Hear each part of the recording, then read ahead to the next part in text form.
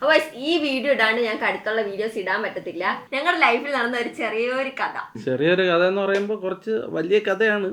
Cinema എടുക്കേണ്ട കഥയൊക്കെ ഉണ്ട്. പ്രീ ജഡ്ജിങ് ഒന്നും ചെയ്യരുത്. ഞങ്ങളൊരു കഥ പറയാൻ പോകുന്നു, അത്രേ ഉള്ളൂ. കഥ ഇവിടെ തുടങ്ങുന്നു. അവതരിപ്പിക്കുന്ന അവതാരകൻ ശ്രീ ഡാനി നമ്പിക്രോസ്. 2014 10 വർഷങ്ങൾക്ക് മുമ്പ്. 10 വർഷങ്ങൾക്ക് മുന്നേ. ഞാൻ മറന്നു. 10 വർഷങ്ങൾക്ക് മുന്നേ അത് സംഭവിച്ചു. എന്ത്? ഞാൻ 10ാം ക്ലാസ്സിൽ, ഞാൻ 4ാം ക്ലാസ് കഴിഞ്ഞ് 5ാം ക്ലാസ്സിലോട്ട് പോയില്ല. 4ാം ക്ലാസ്സിലായിരുന്നു ആ സമയം. ഞാൻ 10ാം ക്ലാസ്. ആ സമയം ലൈഫ് വാസ് ഗുഡ്. അപ്പോൾ ആ ലൈഫ് ഒന്ന് അപ്ഗ്രേഡ് ചെയ്യാൻ വേണ്ടിയിട്ട് ഞങ്ങളുടെ പപ്പ ഒരു പ്ലാനിങ് തുടങ്ങി. അതായത് ഒരു ബിസിനസ് ഒക്കെ സ്റ്റാർട്ട് ചെയ്ത്. കമ്പനിയുടെ പേര് റൂത്ത് ഇലക്ട്രോ മെക്കാനിക്കൽ എന്നാണ്. കുറേ കൊല്ലം ഗൾഫിൽ പോയിട്ട് ലേബർ സപ്ലൈയിലൊക്കെ ജോലി ചെയ്ത ഞാൻ അവസാനം എനിക്കൊരു തോന്നലുണ്ടായിട്ട് ഒരു ലേബർ സപ്ലൈ കമ്പനി തുടങ്ങി ആൾക്കാരെയൊക്കെ കൊണ്ടുപോയി ബിസിനസ് നടത്തി അതിൽ നല്ല രീതിക്ക് പൊയ്ക്കൊണ്ടിരിക്കുകയായിരുന്നു. അപ്പോഴും ഫാമിലിയിലെ ഭാര്യയും മക്കളും എല്ലാം ഹാപ്പി ആയിരുന്നു. മക്കളൊക്കെ പഠിക്കുകയായിരുന്നു. കമ്പനിയൊക്കെ തുടങ്ങുന്ന സമയത്ത് ഞാൻ വിചാരിച്ചു പപ്പ ഖത്തറിലല്ലേ കമ്പനി തുടങ്ങാം. പപ്പ ഖത്തറിൽ കമ്പനി തുടങ്ങാൻ കാരണം എന്ന് പറയുന്നത് അവിടെ ഫിഫ വരാൻ പോണ് ഖത്തറിൽ. എങ്ങനെയെങ്കിലും ഖത്തറിലൊക്കെ പോകാൻ പറ്റും. ഭയങ്കര ആ ഒരു ഇതിലാണ് എൻ്റെ മൈൻഡ് ഫുൾ അതിലായിരുന്നു. ഇവർ കമ്പനിയൊക്കെ തുടങ്ങിയപ്പോൾ എൻ്റെ മൈൻഡ് ഫുൾ അതിലായിരുന്നു. അവിടെ പോയി ബിസിനസ് തുടങ്ങിയാൽ നല്ല രീതിക്ക് നടത്താൻ പറ്റുമെന്ന് പറഞ്ഞിട്ട് ചിന്തിച്ച് അവിടെ പോയി നടത്തി. വേറെ പ്രശ്നങ്ങളൊന്നുമില്ല. നല്ല രീതിക്ക് ബിസിനസ് മൂവ് ചെയ്ത് പൊയ്ക്കൊണ്ടിരിക്കുകയായിരുന്നു. തിരിച്ച് അവിടെ സാമ്പത്തിക മാന്ദ്യം വന്നപ്പോഴും പിടിച്ചു നിൽക്കുകയായിരുന്നു. അവിടുത്തെ പേയ്മെൻറ്റ് കിട്ടാത്ത കാരണങ്ങളാൽ ചില പ്രശ്നങ്ങളുണ്ടായി. അത് പൈസ ഇവിടെ പ്രശ്നമാണ്. പൈസ കൊടുക്കണം. കമ്പനിയിൽ ഇത്തിരി ബുദ്ധിമുട്ടുണ്ട്. ശമ്പളങ്ങൾ കൊടുക്കണം, ഓഫീസ് വാടക കൊടുക്കണം. അപ്പം ഞാൻ എപ്പോഴും പറയും പേടിക്കേണ്ട, നമുക്ക് മറിച്ചെടുക്കാം. പിന്നെ പലിശയ്ക്കാണ് പൈസകളൊക്കെ കടങ്ങൾ വാങ്ങിച്ച് അയച്ചു കൊടുക്കും. പൈസ വാങ്ങിച്ച് അയച്ചു കൊടുക്കാൻ കാരണം ഒരു തൊഴിൽ വേണം, നമ്മൾ ജീവിക്കണം. കേട്ടപ്പോൾ സന്തോഷമുണ്ട്. പേയ്മെൻ്റ് എല്ലാം കിട്ടാതെ വന്നപ്പോഴത്തേക്ക് എന്നെ ഏറ്റവും കൂടുതൽ സഹായിച്ച എൻ്റെ ഭാര്യ ഇവിടെ നിന്ന് സാമ്പത്തികം എല്ലാം കളക്ട് ചെയ്ത് തന്ന്. പലിശയ്ക്ക് എടുത്ത് പലിശയാണ് നമ്മൾ കൊടുത്തുകൊണ്ടിരിക്കുന്നത്. പലിശയ്ക്ക് എടുത്തുക്കുന്നു, വീണ്ടും പലിശയ്ക്ക് എടുത്ത് പലിശ കൊടുക്കുന്നു. ആ സാഹചര്യമാണ്.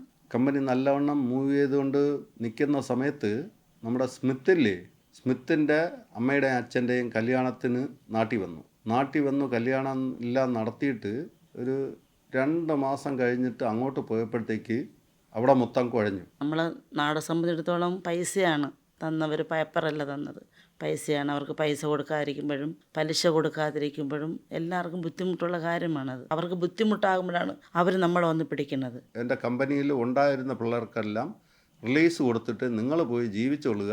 ഏതായാലും അനുഭവിക്കേണ്ട ഞാൻ ഒരു കമ്പനി തുടങ്ങിയ ഞാൻ അനുഭവിക്കേണ്ടത് ഞാൻ അനുഭവിച്ചോളാം. അപ്പോൾ എൻ്റെ മോൾ 5ാം ക്ലാസ്സിൽ പഠിക്കുന്ന സമയമാണ്. ഈ കൊച്ചു കുട്ടിയുണ്ട് ജോഷു എന്നെങ്കിൽ 9ലാണെന്ന് തോന്നുന്നു. 9ാം ക്ലാസ്സിലാണ് അവൻ പഠിച്ചുകൊണ്ടിരിക്കുന്നത്. നന്നായിട്ട് പഠിക്കും ഇവൻ സ്കൂൾ വിട്ട് കയറി വരുമ്പോൾ ആദ്യം എൻ്റെ മുഖം നോക്കും. ഇവിടെ 4-5 ആൾക്കാരിരിക്കും ആ സമയം പൈസയ്ക്ക് വേണ്ടി.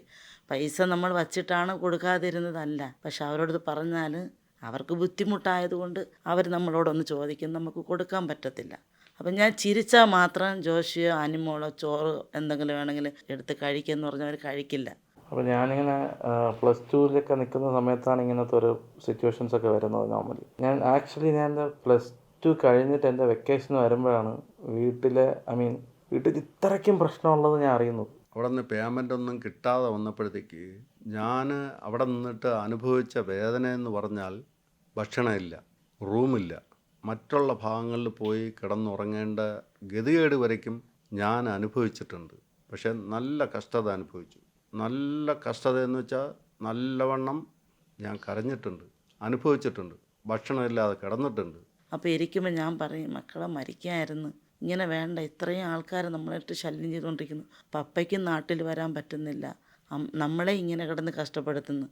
അപ്പോൾ മിക്ക ദിവസങ്ങളിൽ ഈ മക്കൾ ഉറങ്ങുന്ന സമയമാണ് ഞാൻ ഇരുന്ന് കരയുന്നത്.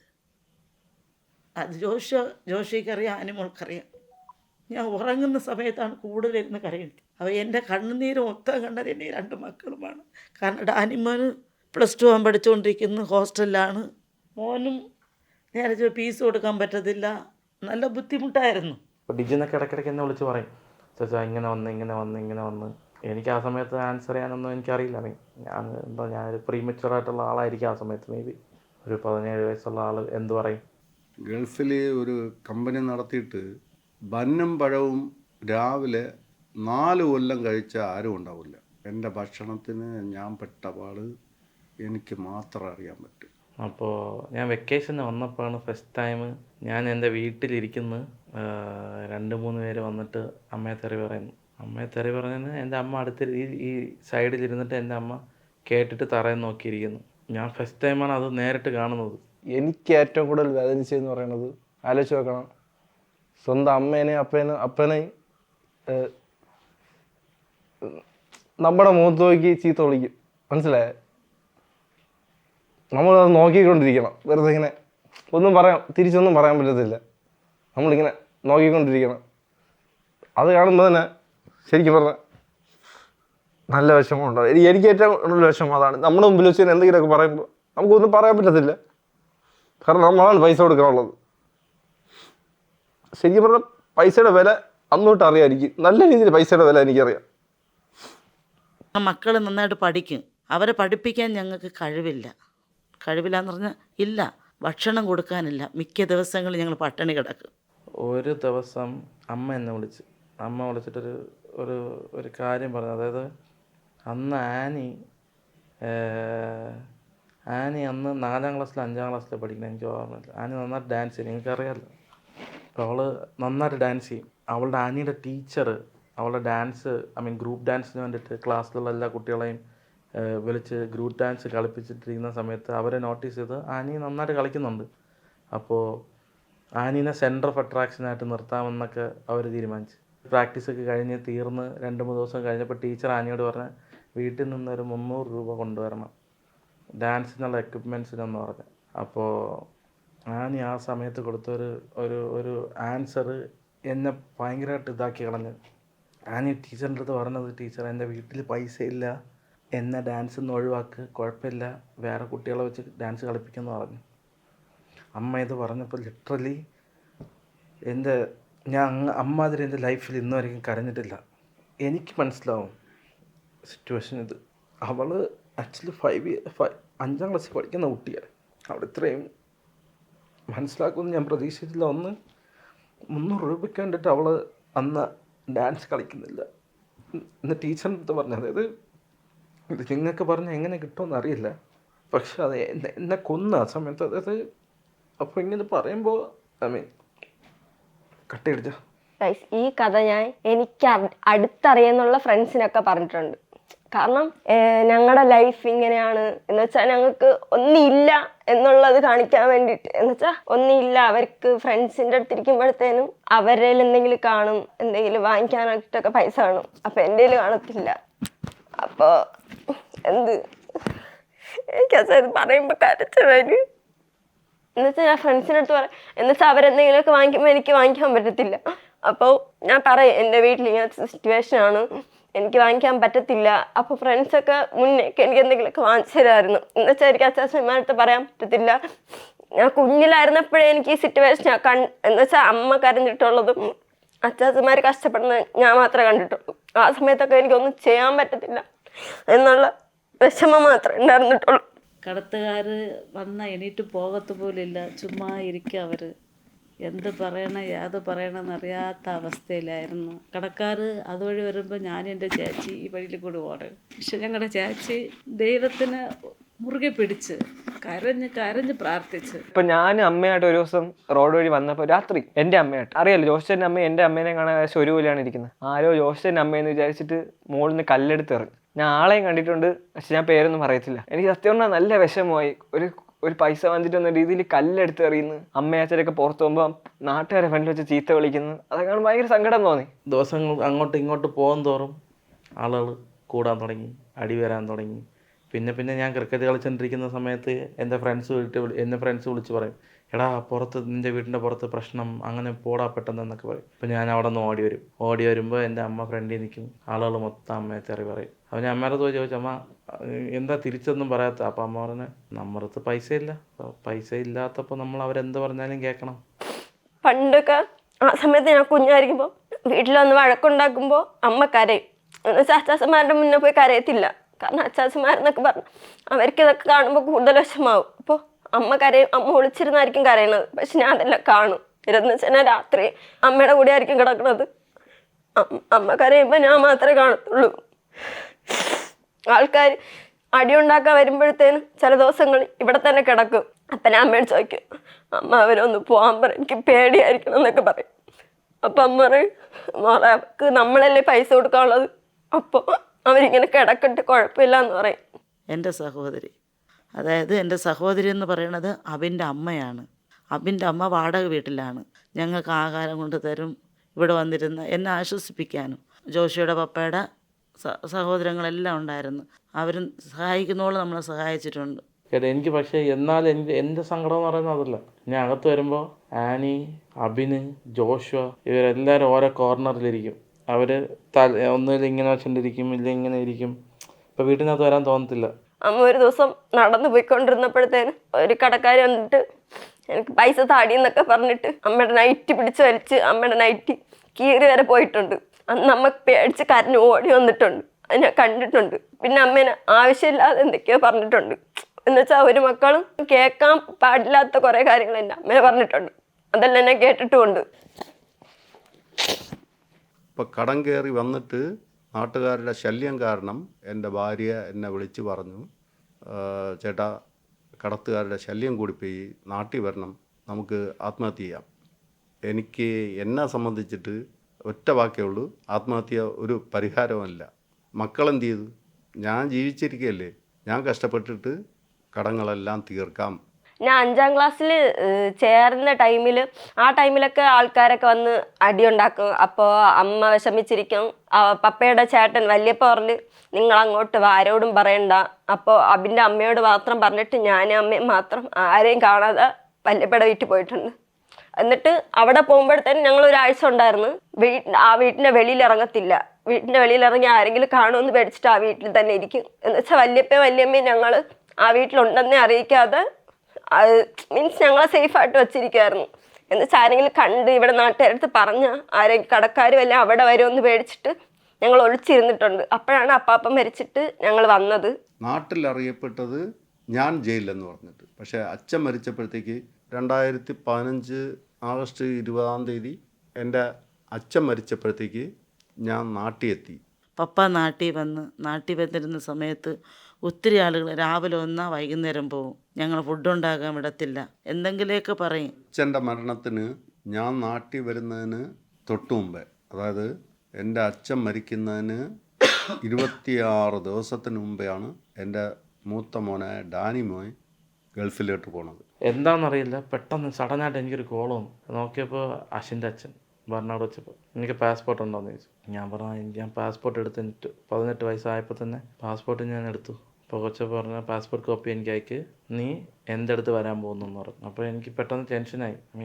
ഞാൻ ഗൾഫിൽ പോകാൻ പോണ, അപ്പോൾ എൻ്റെ ലൈഫ് തീർന്ന എന്നൊക്കെ ഞാൻ ആലോചിച്ചു. അപ്പോൾ കൊച്ചപ്പോൾ പറഞ്ഞ് ഇപ്പോൾ നിൻ്റെ സപ്പോർട്ട് നിൻ്റെ വീട്ടിൽ നിന്ന് വേണം, നീ വന്നേ പറ്റത്തുള്ളൂ എന്ന് പറഞ്ഞ് പാസ്പോർട്ട് കോപ്പി വെച്ച് 2 ദിവസം കഴിഞ്ഞപ്പോൾ എനിക്ക് വിസ വന്നു. വിസ വന്നപ്പോൾ എൻ്റെ ചങ്കിടിഞ്ഞു തുടങ്ങി. അതായത് എനിക്ക് പോകാൻ താല്പര്യമില്ല. ബേസിക്കലി എനിക്ക് പോകാൻ താല്പര്യമില്ല. ഞാൻ ആ നൈറ്റ് ഇങ്ങനെയായിരുന്നു ആലോചിച്ചുകൊണ്ടിരിക്കുന്നത്, ഞാൻ വീട്ടിൽ പറയട്ടെ ഞാൻ പോകണോ വേണ്ടയോ. ആ സമയത്ത് അടുത്ത അടി പൊട്ടി. അതാ വീട്ടിൽ വന്ന് നിൽക്കുന്ന ഒരു 5-6 പേര്. അവർ വന്നിട്ട് അമ്മേനെ പിടിച്ച് കുറേ ചീത്തയൊക്കെ പറഞ്ഞു. എന്നാൽ ഞാനും പോയി റിയാക്ട് ചെയ്ത് ഞാൻ കരഞ്ഞങ്ങ്. മിഡ്നൈറ്റ് ഒരു 2-3 മണി ഇരിക്കും. അപ്പോൾ ഞങ്ങളെല്ലാവരും ഇങ്ങനെ സൈലൻ്റ് ആയിരിക്കുന്നു. എൻ്റെ മൈൻഡ് ഇങ്ങനെ ഓടിയിട്ടേ ഇരിക്കുന്നു, ഞാൻ പോകണോ വേണ്ടയോ. അപ്പോൾ വീണ്ടും കൊച്ചപ്പോൾ വിളിക്കുന്നു, നീ ഇപ്പോൾ വന്നാലേ ഫാമിലിക്ക് അറ്റ്ലീസ്റ്റ് ഒരു ഹോപ്പ് ഉണ്ടാകത്തുള്ളൂ. ദൈവത്തിലൂടെ വഴി കാണിച്ചത് എൻ്റെ അനിയൻ ബർണാടാണ്. അങ്ങനെ അവിടെ നിൽക്കുമ്പോഴത്തേക്ക് മോന് വരാൻ പറ്റിയില്ല. ഞാൻ എങ്ങനെയൊക്കെ നാട്ടിലെത്തി. പക്ഷേ ഇവിടെ വന്നപ്പോഴത്തേക്ക് കാണാം, ഞാൻ ഉള്ളപ്പോഴത്തേക്ക് ആരും എന്നെ ശല്യം ചെയ്യാൻ വരാറില്ല. ഞാൻ വെളിയിൽ ഇറങ്ങിപ്പോയാൽ എവിടെ കൂടെയൊക്കെ അറിഞ്ഞുകൊണ്ട് വീട്ടിൽ വന്നിട്ട് ശല്യം ചെയ്യും. എന്നാലും ഞങ്ങൾ പിടിച്ചു നിന്നു. കാര്യം എന്തെന്നറിയാമോ? എൻ്റെ മനസ്സിലെ ഒറ്റ ചിന്താഗതി, ഈ ഉണ്ടാക്കുന്ന പൈസയുടെ വില ഞാൻ മനസ്സിലാക്കിയ സ്ഥിതിക്ക് അവർ കഷ്ടപ്പെട്ടുണ്ടാക്കിയ പൈസ തിരിച്ചു കൊടുക്കണമെന്നുള്ള ഒരു മനസ്ഥിതി എൻ്റെ മനസ്സിൽ തോന്നിയിട്ടുണ്ട്. ദൈവത്തോട് പ്രാർത്ഥിച്ചു, അവർക്ക് പൈസ കൊടുക്കാൻ കർത്താവേ എനിക്കൊരു വഴി കാണിക്കണമേ എന്ന് പ്രാർത്ഥിച്ചു. കൊച്ചപ്പൻ അമ്മേൻ്റെ അടുത്തോ പപ്പേൻ്റെ അടുത്തോ എന്തോ പറഞ്ഞപ്പോൾ കൊച്ചപ്പൻ മനസ്സിലാക്കി, അതായത് ഞങ്ങൾ ആക്ച്വലി സൂയിസൈഡ് ചെയ്യും എന്നുള്ളൊരു ഐഡിയയിലാണ് ഞങ്ങൾ ഇരിക്കുന്നതെന്ന് കൊച്ചപ്പൻ മനസ്സിലായി. കൊച്ചപ്പൻ മാത്രം അന്ന് കോൾ ചെയ്തില്ലായിരുന്നെങ്കിൽ ഇന്ന് ഞങ്ങളില്ല ബേസിക്കലി. കൊച്ചപ്പൻ ഇത് പറഞ്ഞതിന് എക്സാക്ട്ലി ഒരാഴ്ചയ്ക്ക് ശേഷം ഞാൻ അബുദാബിയിലെത്തി. 2015 ജൂലൈ 31st. ഡാനിമോന് കറക്റ്റ് 18 വയസ്സായപ്പോഴാണ് എൻ്റെ ഒരു സഹോദരൻ, അതായത് ഡാനിയുടെ പപ്പയുടെ അനിയൻ ബെർണാഡ് മോനെ എടുത്ത്. അപ്പോൾ ഞാൻ അവിടെ എത്തി. എന്നെ ഫസ്റ്റ് ഡേ കൊച്ചപ്പ ഓഫീസിൽ കൊണ്ടുവന്നു. ഞാൻ ഓഫീസിൽ കൊണ്ടുപോയി. ഞാൻ അതുവരെ എങ്ങനെയായിരുന്നു അങ്ങനെയല്ല ഞാൻ ഓഫീസിൽ പോയത്. താടിയൊക്കെ ഷേവ് ചെയ്ത് ട്രിമ്മൊക്കെ ചെയ്ത് ആ ഫോർമൽ ഡ്രസ്സൊക്കെ ഇട്ട് കൊച്ചപ്പൻ്റെ ഒരു വാച്ച് കയ്യിൽ കെട്ടി തന്നു. പിന്നെ എന്നെ ഇങ്ങനെ കൊണ്ടുപോയി അവിടെ അവരുടെ ഓഫീസിൽ കൊണ്ടിരുത്തണം. കൊച്ചപ്പൻ അവിടുത്തെ ഡയറക്ടർ ഓഫ് HR ആയിരുന്നു ആ കമ്പനിയിൽ, ഞാൻ ഇപ്പോൾ വർക്ക് ചെയ്യുന്ന കമ്പനിയിൽ. ഹൈ മാനേജ്മെൻറ്റിനെ കൺവിൻസ് ചെയ്തിട്ട് എന്നെ അങ്ങനെ ഒരു 50-50 ചാൻസിൽ കൊണ്ടുപോയതാണ് ആസ് എ ട്രെയിനി. അതായത് ഞാൻ പോകുന്നത് മറ്റേ ജോലിക്ക് വേണ്ടി, പ്രൊഫഷണൽ സ്കിൽ സ്റ്റാഫ് ഒന്നും ഇല്ലല്ലോ, എനിക്കൊന്നും അറിയില്ലല്ലോ, 18 വയസ്സല്ലേ ഉള്ളൂ. അപ്പോൾ എന്നെ ഒരു ട്രെയിനി ആയിട്ടാണ് കൊണ്ടുപോയത്. ഇപ്പോഴത്തെ എൻ്റെ നിലവിലെ ബോസിൻ്റെ അടുത്ത് ഫസ്റ്റ് ടൈം എന്നെ കൊച്ചപ്പൻ ഇൻട്രൊഡ്യൂസ് ചെയ്യണം. ഇത് ഡാനി എൻ്റെ കുടുംബക്കാരനാണ്. ഞാനിങ്ങനെ പോയിട്ട് ഷേക്ക് ഹാൻഡൊക്കെ കൊടുക്കുമ്പോൾ അവർക്ക് മനസ്സിലായി. കൊച്ചപ്പൻ വന്നിട്ട് എൻ്റെ അടുത്ത് ഫസ്റ്റ് ഡേ എന്ന് പറഞ്ഞു, ഇങ്ങനെയല്ല ആക്ച്വലി ഒരു ഓഫീസിൽ ഇരിക്കേണ്ടത്. എനിക്ക് എന്ത് ചെയ്യാൻ പറ്റും, എനിക്ക് ഇത് യൂസ്ഡ് ഒന്നും അല്ലല്ലോ. ഞാൻ അന്ന് തൊട്ട് 5 വർഷം വരെയും എൻ്റെ കൊച്ചപ്പൻ എവറി ഡേ എന്നെ മോൾഡ് ചെയ്തു. അത് രാവിലെ 9 മണിക്ക് പോകും, ഞാൻ ഓഫീസിൽ നിന്ന് ഇറങ്ങുന്നത് ഒരു 4-5 മണി 5 മണിയൊക്കെ ആകുമ്പോൾ ഞാൻ ഇറങ്ങും അതിരാവിലെ. ഇതിന് ഈ വർക്കിനിടയിൽ ഇരിക്കുമ്പോൾ വീട്ടിൽ നിന്ന് കോൾ വരും. അപ്പോൾ ജോഷ് പറയും, അച്ഛാ ഇന്ന ആളടിയായി, ഇന്ന ആളടി വെച്ച്. അപ്പോൾ എനിക്ക് വീണ്ടും പ്രഷർ കൂടും, ഉറങ്ങാൻ പറ്റത്തില്ല. അവരുടെ പൈസകൾ പലിശയില്ലാതെ ഒരാൾക്ക് തന്നെ 17.4 ലക്ഷം രൂപ പലിശ കൊടുത്തിട്ടുണ്ട്. അപ്പം ഞങ്ങൾ പലിശക്കെടുത്ത് പലിശ കൊടുത്തു കഴിഞ്ഞാൽ എൻ്റെ കുടുംബം എവിടെ രക്ഷപ്പെടും? ഞാൻ വന്നപ്പോൾ പലരും കയറി വന്നിട്ട് നിൻ്റെ വീട് വിൽക്കുന്നില്ല എന്ന് പറഞ്ഞു. ഞാൻ പറഞ്ഞു വീട് വിൽക്കാനാണ് താല്പര്യം. അപ്പോൾ എങ്കിൽ നീ വീട് വിൽക്കാൻ പോണു എന്ന് പറഞ്ഞിട്ട് നോട്ടീസ് അടിച്ചൊട്ടിക്കെന്ന് പറഞ്ഞിട്ട് ഞാൻ നോട്ടീസ് വരയ്ക്കും അടിച്ചൊട്ടിച്ച് വെച്ചു. ഞങ്ങൾ വീട്ടിൽ കുടുംബ പ്രാർത്ഥന നടത്തി ജീവിച്ചതിൻ്റെ പേരിൽ ഈ വീട് മറ്റുള്ളവരുടെ കയ്യിൽ പോകരുതേ, ഇവിടെ പ്രാർത്ഥന നടത്തുന്ന ഒരാളായിരിക്കണം വാങ്ങണമെന്ന് പറഞ്ഞിട്ട് ചിന്തയോടുകൂടി ചിന്തിച്ചപ്പോഴത്തേക്ക് ഒരു വഴി കണ്ടെത്തിയത് അവൻ്റെ അമ്മ തന്നെ, ആൻ്റണിയും അമലദാസിയും. ഞാൻ ഈ വീട് വാങ്ങാൻ കാരണം എൻ്റെ ചേച്ചി മക്കളും പുറത്ത് പോകരുത് പക്ഷേ ഞങ്ങളുടെ ചേട്ടനാണെങ്കിൽ കടമെന്ന് പറയുമ്പോൾ അയാൾക്ക് പേടി, ചേച്ചി പോലെ ആകും, നമ്മൾ അങ്ങനെ ആകും എന്നുള്ളൊരു പേടി. ഞാൻ കുഞ്ഞിലേ നിന്ന് ജോഷേൻ്റെ അമ്മേനെ എൻ്റെ അമ്മേനെ അമ്മയെന്നാണ് വിളിക്കുന്നത്. അപ്പോൾ ഞാൻ കുഞ്ഞിലേ നിന്ന് ഇവരെ കൂടെ ആയിരുന്നു ഗൈസ്. ഒരു സമയത്ത് ഞങ്ങൾ വാടക വീട്ടിലോട്ട് മാറിയപ്പോൾ ഇവർക്ക് ഭയങ്കരമായിട്ട് കടമൊക്കെ വന്ന് ദേവാസ്യം എപ്പോഴും അവിടെ വന്ന് കരയുമായിരുന്നു. അപ്പോൾ എനിക്കത് കാണുമ്പോൾ ഭയങ്കര സങ്കടമായിരുന്നു. എൻ്റെ അമ്മയിൽ എപ്പോഴും കരയുന്നു. ഞാൻ അമ്മയുടെ അടുത്ത് എപ്പോഴും പറയുമായിരുന്നു, അമ്മ നമുക്ക് ആ വീട് വാങ്ങാം, അവരെ പുറത്ത് പോകണ്ട. അപ്പം മൊത്തം പറഞ്ഞാൽ ഒരു 13 വർഷമായിട്ട് ഞങ്ങൾ ഒരുമിച്ചാണ്. പക്ഷേ ഈ വീട് വാങ്ങിച്ചിട്ട് ഒരു 7-8 വർഷം ഞങ്ങൾ ഇപ്പോഴും അപ്പോഴും എല്ലാം ഒരുമിച്ചാണ്. ഇപ്പം എൻ്റെ അടുത്ത് ആരെങ്കിലും ചോദിച്ചാൽ ഞാൻ ആദ്യം പറയും ഞാൻ ഒറ്റ മോനില്ല, ഞങ്ങൾ 5 പേരുണ്ട്. ആദ്യം ഞങ്ങൾ 4 പേരെന്നാണ് പറയുന്നത്, ഇപ്പോൾ വാവയെല്ലാം കൂടി ഞങ്ങൾ 5 പേരുണ്ട്, അങ്ങനെയൊക്കെയാണ് പറയുന്നത്. അപ്പോൾ എനിക്ക് ചേച്ചി സഹായിക്കണം എന്നുള്ളൊരു ആഗ്രഹം ഉണ്ടായിരുന്നു. ചേച്ചി മക്കൾ എവിടെ പോവും? അപ്പോൾ ചേട്ടൻ്റെ അടുത്ത് അങ്ങനെ പറയുമ്പോൾ ചേട്ടൻ പറഞ്ഞ് ശരി നമുക്ക് നോക്കാം. അങ്ങനെ ഞങ്ങൾ മാനേജറെ കണ്ട് അങ്ങനെ സംസാരിച്ച് ലോൺ കിട്ടി, അങ്ങനെ വീട് വാങ്ങിച്ച്. ഈ വീട് അവർ വാങ്ങിച്ചത് അവരുടെ കയ്യിൽ പൈസ ഉണ്ടായിട്ടല്ല, പക്ഷെ അവർ ഒരു പർച്ചേസ് ലോൺ എടുത്തിട്ടാണ് ഞങ്ങളെ സപ്പോർട്ട് ചെയ്യാൻ അവർ വീട് വാങ്ങിച്ചത്. ഞങ്ങൾ ഇതുവരയ്ക്കും വാങ്ങിച്ച് വീട് വെച്ച ഈ വീട്ടിൽ തന്നെ ഞങ്ങൾ ഇപ്പോൾ വരയ്ക്കും താമസിക്കുന്നു. എൻ്റെ വീട് വിറ്റ് സഹോദരി വാങ്ങിയെങ്കിൽ എൻ്റെ വീട് പോലെ തന്നെയാണ് ഞാൻ എൻ്റെ സഹോദരിയുടെ കൂടെ കഴിയുന്നത്. ഞാൻ എൻ്റെ കുടുംബവും, ഞങ്ങൾക്ക് ഈ വീട്ടിൽ ഒരു ബുദ്ധിമുട്ടില്ല. ഞങ്ങളുടെ വീട് എങ്ങനെയായിരുന്നു അതുപോലെ തന്നെയാണ് ഇപ്പോഴും ഞങ്ങൾ താമസിച്ചുകൊണ്ടിരിക്കുന്ന ഈ വീട്. ഇതുവരേക്കും ഒരു പ്രശ്നമോ ഒന്നും അങ്ങനെ വന്നിട്ടില്ല. ചേച്ചിയെ ഞാൻ കാണുന്നത് ഞങ്ങളുടെ ചേച്ചി എന്നല്ല ഞാൻ കാണുന്നത്, എൻ്റെ ഒരു അമ്മയെ പോലെയാണ് എൻ്റെ ചേച്ചീനെ ഞാൻ കാണുന്നത്. എൻ്റെ ഭാര്യയുടെ അനിയത്തി, അവർ തമ്മിൽ ഞാൻ കല്യാണം കഴിഞ്ഞിട്ട് വന്നതിന് ശേഷം ഇതുവരയ്ക്കും പിണങ്ങിയിട്ടില്ല. എൻ്റെ അച്ഛൻ മരിച്ചിട്ട് 26-ാം ദിവസം പോയ മോന് ഇവിടെ വരാൻ പറ്റിയില്ല. ഞാൻ പിന്നെ ഗൾഫിൽ പോയില്ല. അതിൻ്റെ ഞങ്ങളുടെ കുടുംബത്തിന് ഒരു വഴി കാണിച്ചത് ദൈവം എൻ്റെ അനിയൻ ബെർണാഡിലൂടെ എൻ്റെ ഡാനിമോന് വഴി കാണിച്ചതാണ് ഞങ്ങളുടെ കുടുംബം ഇപ്പം ഈ നിലയ്ക്ക് എത്താൻ കാരണം. അവിടെ തൊട്ട് ഞാൻ എന്തെങ്കിലും ചെയ്താലേ വീട്ടിൽ എന്തെങ്കിലും ആവൂ എന്നുള്ളൊരു തോട്ട് എൻ്റെ മൈൻഡിൽ വന്ന് ഞാൻ അമ്മാതിരി പണിയെടുത്തെന്ന് പറഞ്ഞാൽ ഒബ്വിയസ്ലി ഞാൻ അമ്മാതിരി എഫേർട്ട് ഇട്ടിട്ടുണ്ട് ആ സമയത്തുള്ള എൻ്റെ സാലറി വെച്ചിട്ട് ഞങ്ങളുടെ കടം 13 വർഷത്തിൽ തീരും. ഞാനിങ്ങനെ എക്സൽ ഷീറ്റിലൊക്കെ ഇട്ട് എഴുതി ഇങ്ങനെ എഴുതിയൊക്കെ വച്ചിരിക്കുമായിരുന്നു ക്ലിയർ ചെയ്യാൻ വേണ്ടിയിട്ടുള്ളത്. ഞാൻ നേരത്തെ തന്നെ കടത്തുകാരെല്ലാം വിളിച്ചു വരുത്തിയിട്ട് പറഞ്ഞു, ഞാൻ തരേണ്ട പൈസ തരാം, നിങ്ങൾ കഷ്ടപ്പെട്ടുണ്ടാക്കിയ പൈസയാണ് തരാം, പക്ഷേ പലിശ തരാൻ പറ്റില്ല. പലിശ തന്നാൽ എൻ്റെ ഡാനിമോൻ പോയിട്ടുണ്ട്, ഞാനും കൂടെ പോയി എന്തെങ്കിലുമൊക്കെ ജോലി ചെയ്തിട്ട് നിങ്ങളുടെ പൈസകൾ തരുമെന്ന് പറഞ്ഞിട്ട് ഉറപ്പിച്ച് പറഞ്ഞു. അത് ഞങ്ങൾ ചെയ്തു. അന്ന് മുതൽ മോന് കിട്ടുന്ന പൈസ സ്വരൂപിച്ച് ഓരോ കടക്കാർക്ക് കൊടുത്ത് കുഞ്ഞുനാൾ മുതലേ ഇന്ന് പോയി. മോന് 10 വർഷമായി. നല്ല രീതിക്ക് മോൻ കഷ്ടപ്പെട്ടു. എന്താണെന്നറിയില്ല, വീട്ടുകാരെ പ്രാർത്ഥന ആയതുകൊണ്ടായിരിക്കാം ആ കടം ഞാൻ 4.5 വർഷത്തിൽ ഞാൻ കടം മൊത്തം തീർത്തു. എൻ്റെ കോളേജ് ലൈഫ് പോയി, ഞാൻ ഡിഗ്രി കംപ്ലീറ്റ് ആയി, പക്ഷെ എന്നാലും എൻ്റെ കോളേജ് ലൈഫ് പോയി, എൻ്റെ യങ് സ്റ്റേജ് പോയി, വീട്ടുകാരുമായിട്ടിരിക്കേണ്ട ടൈം പോയി. ദ ബെസ്റ്റ് മൊമെൻറ്റ് നമ്മൾ ബെസ്റ്റ് ഏജ് എന്ന് പറയത്തില്ലേ, 18 to 28, ഈ നിമിഷം വരയ്ക്കും അമ്മ പ്രവാസി. പക്ഷെ എനിക്കത് കുഴപ്പമില്ല, ഞാൻ പ്രൗഡാണ്. കാരണം ഇപ്പം എൻ്റെ ഫാമിലി സ്റ്റേബിളാണ്. അതുകൊണ്ട് ഞാൻ പ്രൗഡൊന്നും പറയുന്നില്ല, ഞാൻ ഹാപ്പിയാണ്. കാരണം ഇവർ നമ്മൾ സ്റ്റേബിൾ അല്ലായിരുന്നെങ്കിൽ മേ ബി ഹാപ്പി അല്ലായിരിക്കുമായിരിക്കും. പക്ഷെ ഇപ്പോൾ ഇരിക്കുന്നതിൽ വെച്ച് വി ആർ ഹാപ്പി. അതായത് മോൻ പോയ സമയത്തിലെ മോൻ ഇട്ടിട്ടൊക്കെ വരേണ്ട സാഹചര്യങ്ങളുണ്ടായിരുന്നു. കാരണം കൊച്ചു മോനാണ്, അവനൊന്നും ചെയ്യാൻ പറ്റാത്ത സാഹചര്യങ്ങൾ. വിളിക്കുമ്പോൾ എല്ലാം സങ്കടം. വിളിക്കുന്നത് 2 ആഴ്ചയിൽ 1 പ്രാവശ്യം വിളിക്കും. ഇപ്പോൾ ദൈവം അനുഗ്രഹിച്ച് എന്താ പറ്റുക, എനിക്കിപ്പോൾ വീട്ടിൽ വരണമെന്ന് തോന്നിയാൽ ഞാൻ മുന്നേ 1 വർഷത്തിൽ ഒരിക്കൽ വരത്തുള്ളൂ. ഇപ്പം എനിക്ക് നിങ്ങൾ കാണുമല്ലോ, നിങ്ങൾ ഇടയ്ക്കിടയ്ക്ക് നിങ്ങൾ കമൻറ്റ് ഇടും എന്തിനാ ഡാനിച്ചത് എപ്പോഴെപ്പോഴും നാട്ടിൽ വരണമെന്ന്. എനിക്ക് 2 ദിവസം ഗ്യാപ്പ് കിട്ടി ഞാൻ വീട്ടിൽ വരും. കാരണം ഞാൻ വീട്ടിലാണ് ഞാൻ കൂടുതൽ ടൈം സ്പെൻഡ് ചെയ്യാൻ ആഗ്രഹിക്കുന്നത്. ഞാൻ വീട്ടിൽ വരും, ഒന്നുമില്ല, പുറത്തും പോകത്തില്ല. ചിലപ്പോൾ മേളിൽ കിടന്ന് ഉറങ്ങി 2 ദിവസം ഉറങ്ങിയിട്ട് ഞാൻ ചിലപ്പോൾ വീട്ടിൽ തിരിച്ചു പോകും. പിന്നെ കറസ്പോണ്ടായിട്ടാണ് മോൻ അവിടെ പഠിച്ചത്, ഡിഗ്രി എടുത്ത്. നല്ലൊരു കമ്പനിയാണ് മോന് കിട്ടിയത്. അനിയൻ കാരണം നല്ലൊരു കമ്പനിയാണ് കിട്ടിയത്. എനിക്കിപ്പോഴും ഓർമ്മ ഉണ്ട്, ജോഷുവ എൻ്റെ അടുത്ത് ആദ്യമായിട്ട് ഒരു ലാപ്ടോപ്പ് മേടിച്ച് വെച്ച്. കാരണം അവൻ ഭയങ്കര എഡിറ്റിങ്ങിൻ്റെ ഒരു ഇതൊക്കെ ഉള്ളതല്ലേ. 5 വർഷം ഞാൻ അവനെ വെയിറ്റ് ചെയ്യിപ്പിച്ചു. 5 വർഷം. കടമാണ് പ്രയോറിറ്റി. അപ്പോൾ നമുക്ക് കടം തീർത്താലേ വേറെ ഇതിലോട്ട് മൂവ് ചെയ്യാൻ പറ്റുള്ളൂ എന്ന് പറഞ്ഞിട്ട് എൻ്റെ കടം തീർന്നതിൻ്റെ നെക്സ്റ്റ് മൊമെൻറ്റ് എൻ്റെ സാലറി ജോഷയ്ക്ക് മേടിച്ചു കൊടുത്ത ലാപ്ടോപ്പായിരുന്നു. ആ സമയത്ത് എൻ്റെ കടമൊക്കെ സ്റ്റേബിളായി.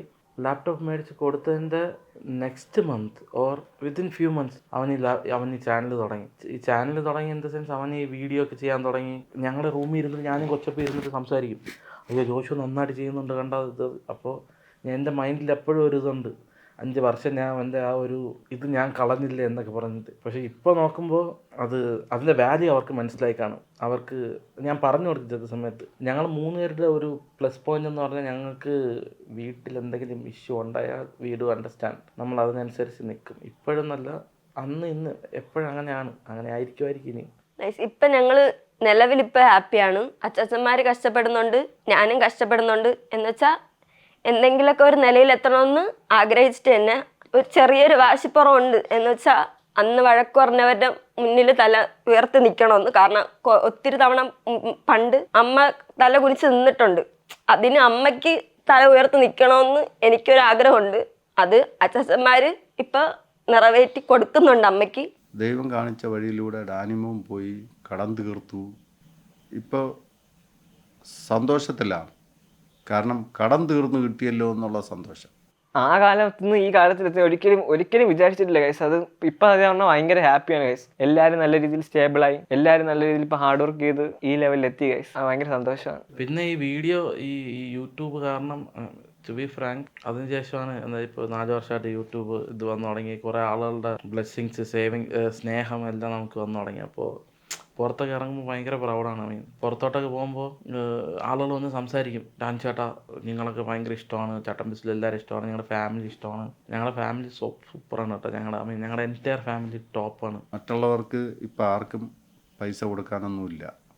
അതായത് ഒറ്റ ചിന്തയുള്ളൂ. ഇത്രയും നാൾ ഞങ്ങൾ വർക്ക് ചെയ്തിട്ട് ഒറ്റ ചിന്തയുള്ളൂ, അപ്പനും അമ്മയും നാട്ടിൽ പുറത്തിറങ്ങി നടക്കണം. അതിന് വേണ്ടിയിട്ട് ഞങ്ങൾ കുറേ പാടുപെട്ട്. അമ്മയും പപ്പ ഇപ്പം നാട്ടിൽ നടക്കുമ്പോൾ തല ഉയർത്തി ചിരിച്ച് നടക്കുന്നുണ്ട്. അത് കാണാൻ തന്നെ ഒരുപാട് സന്തോഷമുണ്ട്. ഞങ്ങളിപ്പോൾ ഭയങ്കര ഹാപ്പിയാണ്. അതായത് പൈസ കൊടുത്തുകൊണ്ട് മാത്രമല്ല, എല്ലാം കൊണ്ട്. അതായത് ഞങ്ങളിപ്പോൾ ഭയങ്കര ഹാപ്പിയാണ് ഞങ്ങളുടെ വീട്ടിൽ. ഞങ്ങളെ കൊണ്ട് എന്തൊക്കെ അച്ചീവ് ചെയ്യാൻ പറ്റുമോ അതെല്ലാം അച്ചീവ് ചെയ്ത് കാണിച്ചു കൊടുത്തു. എൻഡ് ഓഫ് ദ ഡേ എനിക്ക് എൻ്റെ അപ്പനെയും അമ്മയും അനിയനെയും അനിയത്തിനെയും ഒരു കൊട്ടാരത്തിൽ കൊണ്ട് വയ്ക്കണം എന്നുള്ളൊരു ആഗ്രഹം എൻ്റെ മൈൻഡിൽ കയറിയിട്ട് കുറേ വർഷമായി. ഒരു സ്വപ്നമുള്ളത് ഒരു കൊച്ചു വീട് ഞങ്ങൾക്ക് വേണം.